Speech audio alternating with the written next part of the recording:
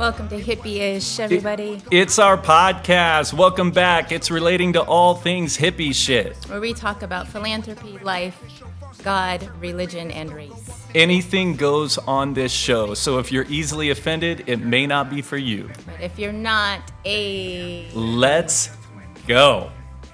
Yes. This is our last day in Uganda. I know. I don't want to go home. Makes me sad. I'm going to miss it here. Yeah, we've got quite a trip ahead of us, too. Yeah. This thing is going to be, we are going to go to the airport in a few hours. After that, we're going to be on a 5-hour flight. 5-hour flight. To Qatar. Mm-hmm. From Qatar. 16 hours. 16 hours. So that's LA. To LA. And then another hour and a half home or so. Yeah. Oh, not looking forward to that. No. But this trip's been amazing. I wish we were here longer. I just love being here. And we've interviewed all these exciting, incredible guests. Uganda is full of amazing people doing amazing things. Yeah. A lot of folks here doing hippie shit. Yeah, absolutely. And today we've got a couple of people who are inspiring. These two men, I've been looking forward to this interview. We talked about setting this up some time ago. And these two men are amazing. Born and raised in Uganda, in a village near here. How did we meet these guys? We met James and Ananias through one of our board members, Susie, and we became fast friends. We're now homies. We text when we're at home. Yeah, we do. And we keep in touch, and they are folks we hang out with now when we're here. We haven't gone dancing or anything with them yet, but we've done all things business since Yes, we've been here. yes, we have. So maybe in January we can get you guys out to the club. Get some live music. But we're heading home, and a lot going on at home still with Kamala being our nominee, so we're excited about that. The Olympics opening ceremony start tonight. That's going to be great. We have a lot of U.S. athletes that we're looking forward to seeing take home the gold. This is the one time, I think, during the Olympics is when I get really excited about being from our country. Yeah, here in Uganda, we watch the world news, and it's interesting to me how the BBC and the Ugandan, or really African news, portrays America. Everybody sees it through different lenses that they have been fed throughout their life. So it's interesting to see how others view us. And it's really, again, is their view here, the BBC's view, is as polarized as if you watch Fox News or CNN at home. Mm-hmm. There's the same kind of polarization with the story that's being told, Right. which isn't balanced. Right. So it's unbalanced. Yeah, it's all over the place. It depends who they're catering to. So here in Uganda, we've found a very pro-Trump, really group of folks. Erica's face. Yeah. But in the conversations we've had, we've been able to have conversations both ways. And a lot of people just didn't know why someone wouldn't want to support Trump on both policy and his individual character. I think it's very clear now, if you have a conversation with Chad and I, that we have pulled them to our side. We're working on it. But yeah, so much happening, and there's people we love on both sides of the fence here. It's just a difficult time in America. There's no way around it. And what I love about the Olympics is that time where it almost, we can never put aside politics, but we almost move beyond it for a little bit. The levity of sport and competition, we begin to see ourselves around the world with all the other countries that are part of this shared planet that we all live on. Mm-hmm.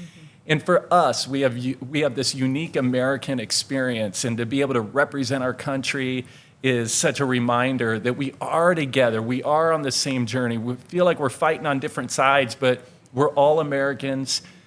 We want and need to love each other, love our country, believe what's to come and what's best for our little piece of the world, and consider with that also the big world. Yeah. as well, and everybody that's a part of it is a greater family. Yeah, I know when we're watching, and I see Ugandans at the Olympics, I'm like always like, oh, well, yeah, an American's running or they're competing, but I want the Ugandans to win. Yeah.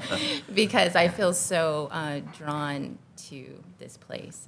I love Uganda and feel very much a part of the country and the culture and having friends here. So We do. Let's get into it. Let's do it. We are going to be talking today to our friends, like we said, James and Ananias, and we're going to give them an opportunity to just introduce themselves. They're going to tell us a little bit about the school system and education and what it's like to run a school in Uganda. So I'll give it to you guys. Tell us who you are. Well, thank you so much, Chad and Erica, for this opportunity. Ananias Semusu is my name. By profession, I'm a teacher, and I've been into education-related business for about 10 years with James. 10 years. Yeah. Running a business in Uganda is quite interesting and challenging. Interesting because we are transforming lives of young people to be the best they can be. Challenging because the policy landscape makes it hard to operate. The high taxes, the regulatory framework makes it very hard. But amidst all that, the challenge of paying school fees by the parents. Our school located in the rural area. Parents waiting to harvest their crops in order for them to pay school fees. Now, delays the whole planning and implementation policy of our programs at the school. So that's what it is. Yeah, the challenge is both economically to run the school at the big picture, but then families are having to struggle to get their kid to pay those school fees for their kids. Here in Uganda, everyone who goes to school pays a tuition. There's no such thing as free school. So the families either raise crops or have livestock. Many times, if they can't monetize that, then they'll donate that to the school, and the school's trying to make ends meet. So that's the dynamic. Definitely has its challenges here in Uganda. James, introduce yourself to everybody. Tell us who you are. Yeah, thank you very much, Chad and Erica, for this documentary of this morning. Yeah, my name is James Kalumba. I'm a director at Kingdom Junior School. I've been working with my colleague, Ananias Semsu, for quite a long time. For this particular Kingdom Junior School, school project, we've been into it for now 8 years since we began, because we began this project in 2017. It has been quite challenging to operate this particular school because it's located in the village, and the village setting, there are so many things that are not happening in the town. There are so many issues happening in the villages. People are growing, people are farmers, and you find that sometimes the crops may not come out properly. Sometimes it's a drought season. Sometimes it overrains and they don't get a good harvest. So because of that, there are so many challenges. Unlike in the towns, where people are mostly engaged in the service sector, they don't get much of these problems or challenges. So in the village setting, so many challenges. But amidst all that, we are trying our best to make sure that our school, though in the village setting, but definitely we want to offer the best service, education service in the village, actually outcompeting some of the school setting schools. That is it. We met these two men in January. Yeah. And when we had heard about them through our friend, but when we actually had the time to meet these two men, we were so moved Yeah. and inspired by them. And it all started with your friendship. This story of these two and what they've been able to accomplish, and you're going to all hear their story today. But their story began in that same village that they're now at. We're going to come back to that, but you two grew up together, right? Certainly. How old were you when you met each other and became friends? Yeah, thank you, Chad, for that question. It's a wonderful question because our relationship is related way back when we are children, school-going children, from primary, secondary, then university. You know, it's amazing how me and Ananias came together. You know, our child friendship is turning into something that's so productive for us both as friends, and even for the community, 2, for the country, and even for the people around us, like our families. It started way back when we were children. I used to hear from Ananias, but you know, we went to different schools, so we lost some contacts. He went to Kawempe Muslim Secondary School. Secondary. Yes. Which is the equivalent of high school Yes. in America. Then I went to Ndeje Secondary School. It's in Iruwero district. So somehow we lost some contacts. Right. But at the university, again, we came closer. Nice. Now, did you plan that? Did you know that it was a McCary University? That you was guys went Makere to? University. Okay. So- Did you know that Ananias was going to be there? And I did you didn't know know. James? No, I didn't know. You ran into each other. Yeah. Yes. Already, yeah. So we came into close contact at Makere University. So at that time, when he joined, I also joined. Actually, I joined a year later. So he came before me. I was a year ahead of him. So we used to fellowship from the same church. So that means our contact, we again drawn closer. So at that time, we are discussing many things, biblical things, church things, academic things, and even things at our home, economic issues. So it came to closer and closer.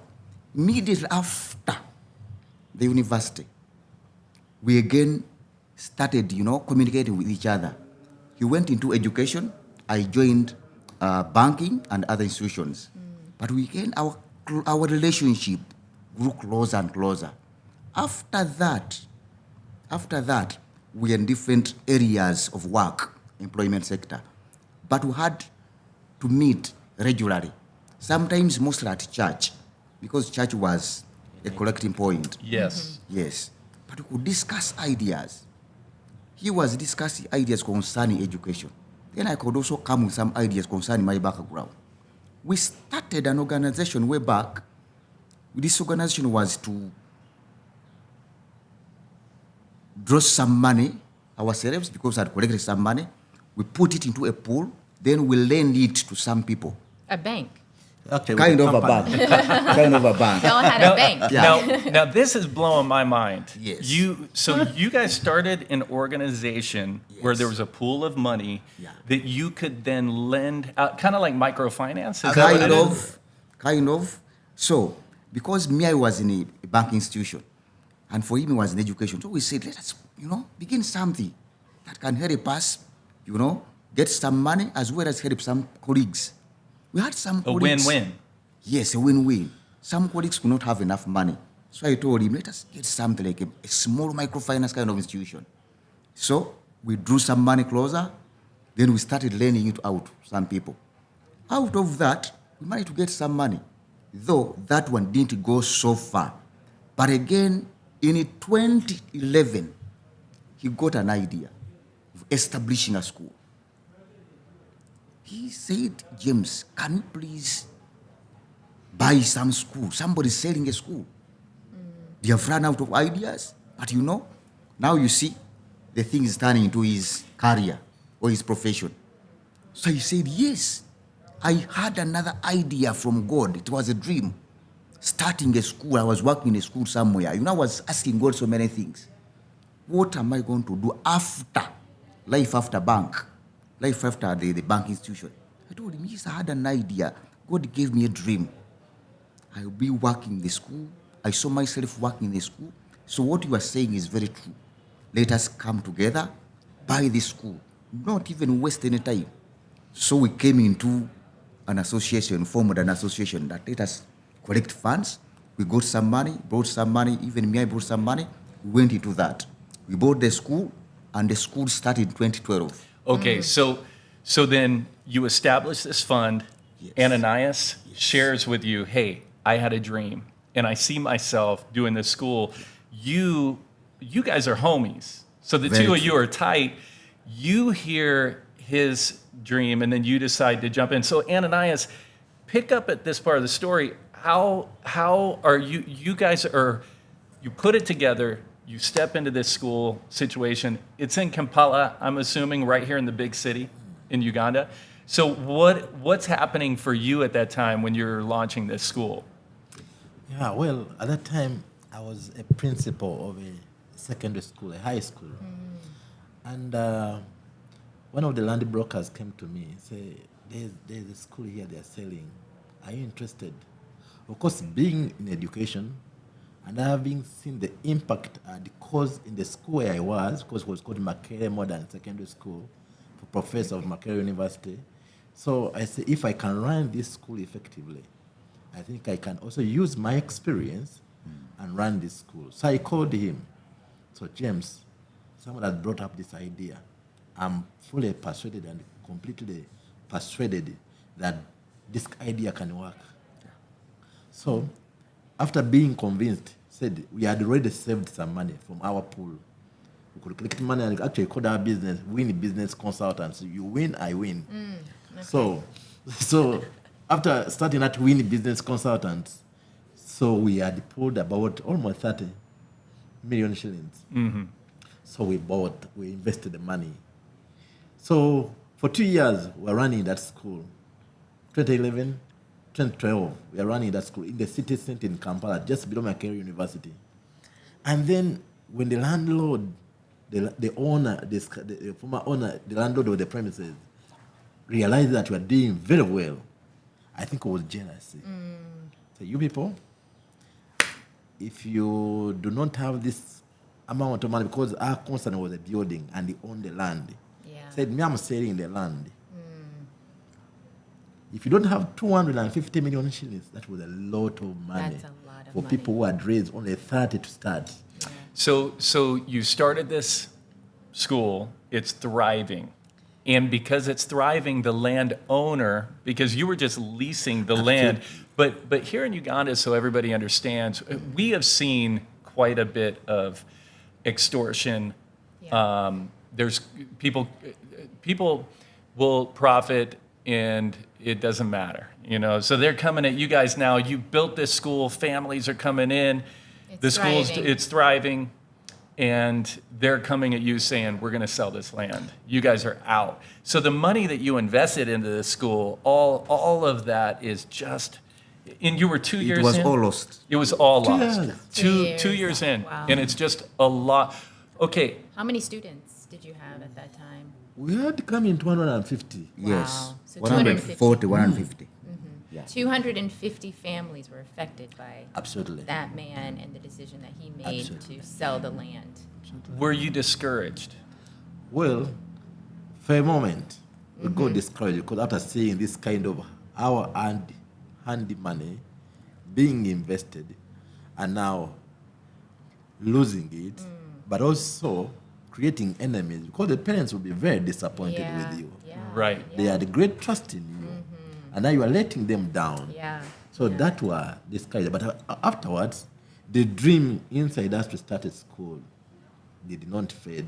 Actually, that motivated us to sit back and plan further. Yeah. I shall not go into renting again the building or land or leasing. We need to own land Yeah. and establish our own structures. So the dream was still in you. That You, is- you were discouraged. Was it midterm, or did they allow you to operate till the end of the term? Well, we had to run until the end of the year. They let you operate until the end of the year, and then you had to shut your school down. You lost all that money. You're discouraged, but that dream is still it's still burning in you guys. Yeah. That the resiliency of that. It's one of those elements that I find And leaders that succeed have the ability to navigate those highs and lows, those incredible disappointments along the way. But they're unique in that they keep going. They keep going, they keep Absolutely, going. absolutely. So that dream is still burning inside of you guys, and you keep Absolutely. going. It's so good. So what happens I next? It was surprising, Chad. Once this guy threw us out, we had to keep all our assets. We had bought exercise books, we had bought saucepans, we had bought computer, some few cables. We had all this in place. So what we did is to keep them. So actually, I told James, keep them. At one time, till we shall need them. Yeah. So when we reopened, we had at least some start of capital. Yes. You had some. Where did you keep those things? I kept them at my home. At your house. Yes, my house. Yeah. So you're walking by those items every day. You're seeing those things at your home. And what's going on in your mind is you're dealing with the disappointment of the loss, but yet that dream that's still in your heart is you're seeing those items. You see, Chad and Erica, the dream was still burning inside me. And I know even my colleagues' heart, it was still burning. We kept on praying that, at one time, we shall resurrect this dream. Though it had somehow faded and we got somewhat discouraged, but we kept praying that at one time this dream will resurrect. Now, it came in 2016. There in my village, Kammengo, there was some place near the main road. And that place was bought by my uncle, Professor Keke. So I approached him that, could you please be of help? I have a dream of establishing a school. So my uncle was positive, surprisingly. He told me, wow, you have that kind of dream? Could you please go ahead and establish whatever you want to establish? I told him, thank you so much. That is 2016. Remember, the dream was burning inside us. So I told my colleague that, you know what? This plot of land, which belonged to my uncle, he has now decided to give it to us. If we can establish our school, that would be very good. I told him the next year, that's 2017, we're going to begin. So, of course, there are some questions he was raising. How can we again get the resources? So are you guys rich and had a bunch of money just kind of tucked away under your beds? We never had Not at that. We never had that. So how did you start? I mean, you do have some items. You had land that was donated by Professor, Kibujo Karumba. and Yeah. he is a professor at Indiana University, Yeah. right? Yes. And the beautiful thing about this story is that Dr. K grew up in this village, and someone paid for him to go to school. The story goes that the entire village rallied around this young man to go to school. Now he's a professor in the U.S. You call him and say, hey, there's land. I want to build a school. And he was like, yes, absolutely. Remembering where he came from. Absolutely. Remembering that you're now going to reciprocate what was done for him, for the entire village. I mean, that is a beautiful story within Kammengo. Exactly. The story of the family and how he went to school and now being able to provide the land for you to build this school. And we visited the school, and there's over 300 students at the school. Right now. And wow. So you raised the money to So- build this school. How did we raise the money again to start over? Well, I had worked in the bank for some time, and I saved some money, and I bought a piece of land. Actually, it was a plot. It was in Wachiso district, near the town center there. So I said, instead of keeping this plot of land, let me do what we call realigning of assets. So I said, let me sell this piece of land, and I reinvest the money to make sure that the dream keeps live, keeps burning. So I bought the other piece of land. It is a small plot. So I got some money. I bought resources. I bought materials, bricks, cement. We started with a small block. I think you visited there and you saw that. With 4 rooms, classrooms, and then with a small office. So I said, let me invest this money. I know God will bless us. It is out of our heart, our passion. And the dream was given to me by God. And I believe with this kind of investment, we shall be able to help the community.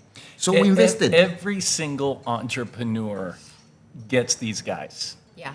If somebody's an entrepreneur, they get you because they're remembering their stories of those times where you have a vision or a dream that's burning inside of you and you're going to sacrifice whatever you have. Sometimes you even go all in on your dream. And that's what you guys did. You sold your personal investment for the future of your family. In Waikiso, you had a lot of land there. You sold it and you bought brick, cement, sand, rock, whatever you needed to just get started. And you built some buildings. When you were building those buildings, did the two of you know, hey, we've got this money set aside to pay teachers, to get this thing rolling? It takes capital to get launched and then to keep going. Do you have all the problems solved and the questions answered at that point? It wasn't. It wasn't Eric and Chad. You know, establishing a school takes quite a lot of resources. And if it wasn't faith and belief of the dream that we had earlier, we could have even stopped there. Because we are able to put up the building, but again, other things come in. How are you going to pay the teachers? How are you going to get, the learners eat? How are you going to pay some of the initial paperwork kind of involvement by the local leaders?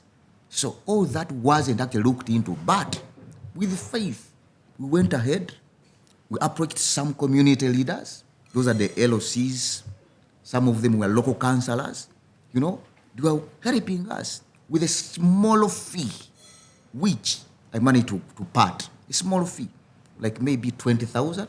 They can write for you a letter. Then you continue approaching other local leaders. Yeah. So all that was done. And besides the issue of paying the salary for the teachers, that was very key. And it wasn't coming in. Because you are collecting something small, we started with 40 learners. What you are collecting is very small to cater for all the payment of the teachers. So that was challenging. But because I was working also in an institution, I was getting some money from there and then pay the teachers. I was getting some money from where I was working also and then pay for the eats, for the food of the learners. Getting some money from somewhere, then you cater for the bills, water, electricity. So that was helping me a little bit to sustain the requirements, financial requirements of the school. But that requires, a heart of the dream, and even it requires you to forego some of the issues. Maybe some of this money was to help maybe my biological children, money which could sustain the family, but I had to forego that money such that the dream can go on. Yeah. The dream can stay alive. That is how we managed to go on. I've watched you, Ananias, be so good at building relationships, calling people. Even recently, there was a part of this school that needed to be built. It was a wall. And we were driving into Kammengo, and that morning you came to pick us up, and you said, I was a little bit late. I had to go pick up 150K. And 150K is 150,000 Ugandan shillings, which would be approximately how much in dollars? We're looking at... It's about $35. Yeah, 35 US dollars, give or take. And Ananias, there was a portion of the wall that you wanted to have built. So you called the friend and you asked for some help. They gave you help, and then you came and when we got to Kammengo, you dropped off the money, and they were building that wall, and then you were taking pictures to go back to your donor. Ananias, both of you have been hustling. What has that hustle been like for you? What is that grind? The calls, the raising, bringing in teams. that part of the journey, what has that been like for you to gather the support and resources? Because we know that the families aren't able to provide all that's needed. In fact, some of their tuition you've gone out and raised. Tell us that story. Thank you so much, Dan Erica. I think I just want to qualify and subscribe what James had just said. Actually, at some stage, between 2012 up to 2016, we also resorted into farming. We are farming, growing crops, maize, beans. We are growing them together, selling them, In Kammengo? in Kammengo. To raise money. Then to raise money. But also in 2011, when we had the presidential elections, I told him, James, we have a huge chunk here. He had a chunk there in Kammengo. So can't we plant a forest? So we cleared the land and planted 10 acres of pine trees. Our assumption was after 10 years, these trees will be ready and we shall sell them and get the money. Yeah. Sell them, get the money. Now, also, like you said, that he was getting money from the pocket, but I also privileged from my experience as an educationalist to tell him, what? For the primary, you don't need to worry about this. The number of the learners you have in this class will determine the number of staff you have. If you have 10 kids, you need only 2 people, a teacher and 1 more teacher. Yeah. To work as a teacher is teaching, but there's another teacher to support. Because the ratio will be 2 to 10. Yeah. Even if they are 20, the ratio can be between 2 to 20. To 20. As the numbers increase, let's say we can add on additional teacher. Yeah. Additional teacher. Right. Additional teacher. That's what I've also been doing in the building. Every year, there has been a deliberate plan to put up a new structure for the new class. Yeah. If you're in P5, a following year, you must set up a class block for P6. P6. Yeah.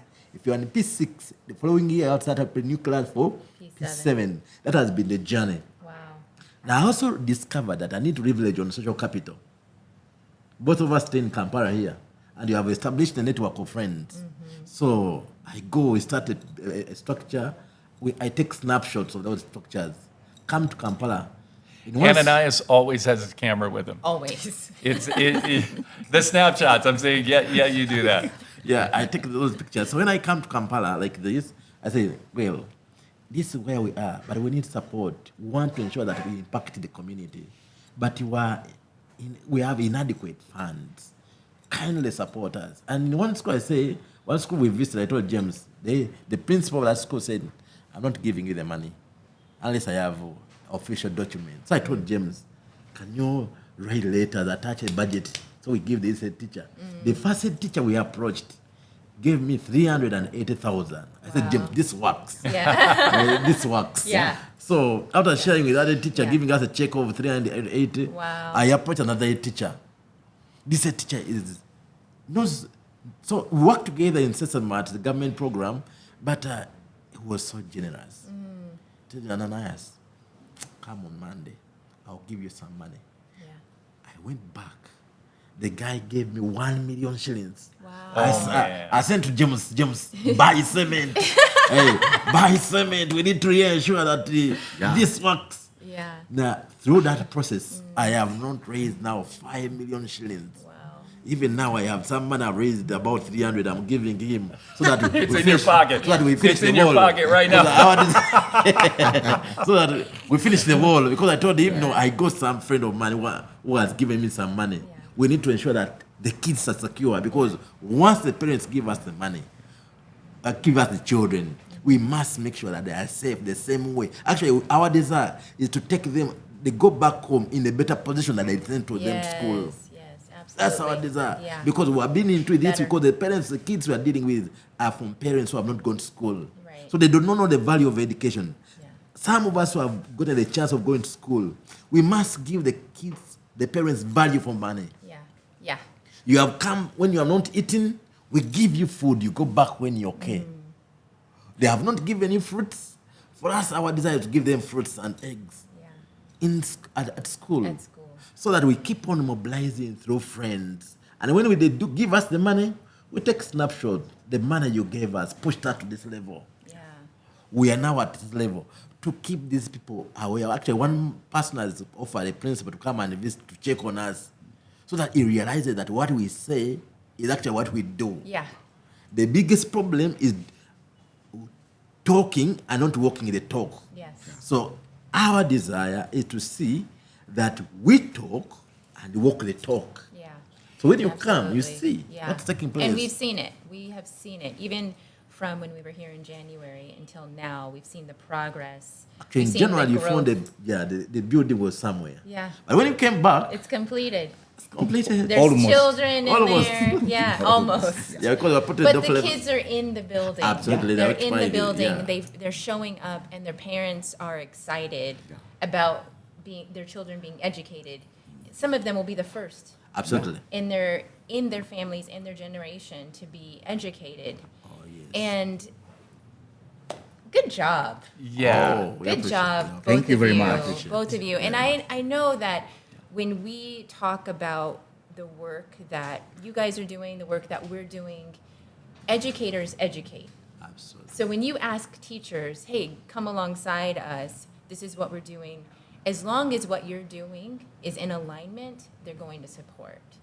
And so thank you for what you're doing. Thank you Yeah. very much. And Yeah. actually, we also expose our teachers to CPDs because us who are in Kampala here, we have seen the quality that is offered by schools in Kampala. And much as our school is in the village, our desire is to set up a school, an urban school in the rural setting. Yeah. So when the teachers are there in the village, we bring them to workshops in Kampala Yeah. to get what we call continuous professional development trainings, Yeah. CPDs. Right. That will give them a privilege. They don't like in our neighborhood, schools in our neighborhood, who don't get this kind of training. Right. Every beginning of term, I conduct a training, a school-based training for the teachers Yeah. to expose them into issues of teamwork, corporate governance, school marketing, quality assurance, so that they know they are serving, but also in the know of what you're doing. Yeah. So we need quality, and the quality at its best, Yeah. uncompromising quality. Uncompromising quality. Yes. I love it. Uncompromising quality. That's going to be my next tattoo. Oh my goodness. Uncompromising quality. Uncompromising quality. You said, Ananias, that your vision is to have an urban school in a rural setting. So in the rural setting, these villages that are around Kampala and all across Uganda, they experience less quality than you would in Kampala. So your vision is let's have not just the same quality, but better quality in the village. So can you imagine people leaving Kampala to go to the village to be educated? Wow.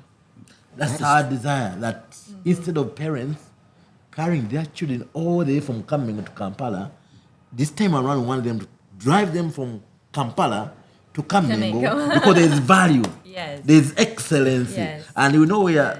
we serve God, and we have a DNA of God. The DNA of God is excellence. Yes. Yes. Is excellence, no question. Absolutely, and it's in the two of you too. This is the kind of interview where I wish everyone could meet the two of you and sit with the two of you. The two of you, James and Ananias, you two men inspire me so much. The grit, the hustle, the determination that's inside of you to get to where you have gone, holding on to your dream after incredible letdowns and incredible disappointments. If everybody should be listening to this podcast. Everybody should get to know you because they're going to be better for it. And these students, the 305 that are in the school right now, or so, they are lucky to be. It's like investing into a stock that's just going to do nothing but rise. It's like buying Tesla stock 10 years ago, right? It's just it went through the roof, and that's the two of you. In fact, Erica, tell everybody about how you and you have been educating girls here in Uganda for the last 17 years. And the children are getting older. They're all growing up and going into their lives and their professions. And there's a shift in what we are going to be doing in the future. Yeah, so we are coming to kind of the end of the beginning for our cohort. And a lot of these girls are senior 4, 5, 6 in vocational school already. And so our desire is to continue to do this work. And so we had been really waiting to see what the next steps were going to be for Uganda Foundation. And when we met Ananias, I will never forget what he said was, we are building a school where we can focus on the foundation of children, and we can bring together practical education and theory. And what that means for us in the US is that you are building somewhat of a Montessori type of an education where these children not only learn how to read and write, but they learn practical skills at a very early age, which puts them on a track and puts them on a trajectory to do well, excellence, all across the board.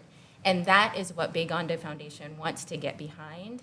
And so starting in January of 2025, our organization is going to be collaborating with Kingdom Junior. That's great. And starting with their kindergarten, and starting with their 3, 4, and 5-year-olds, and doing a scholarship program where we can follow the school and really integrate ourselves into what's happening in Kammengo.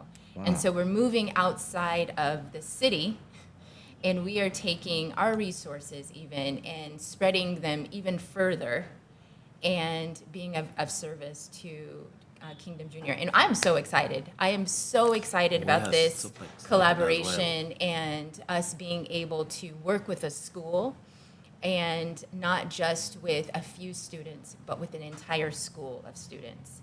So thank you again for allowing us, and we're excited about what's happening.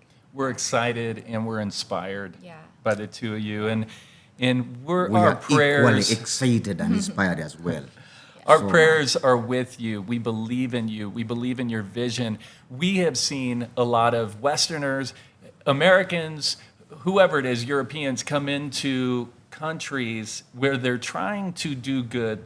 Their hearts are in the right place, but they impose their own culture. They impose their own ideals and values on an existing culture.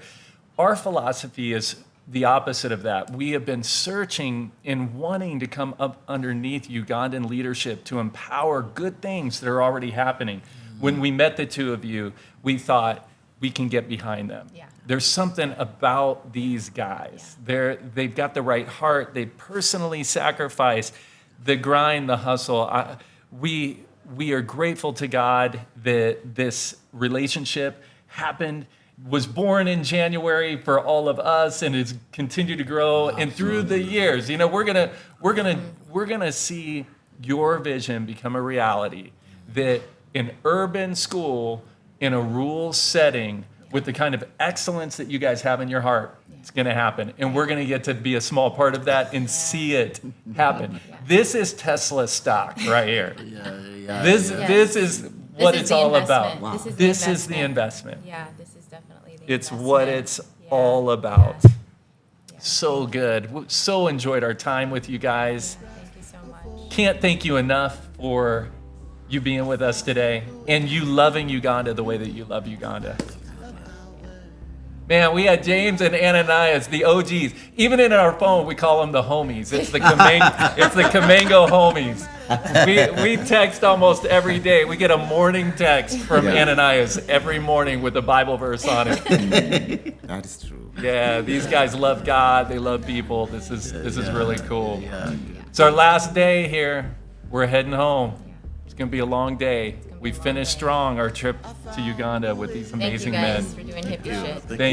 Thank you guys. Thank we you so appreciate much. we appreciate Thank you you both. for the time. May God bless you both. Bless you too. The past of ours. No matter what I say, you got the best outcome made. No matter what I say you got the right anatomy.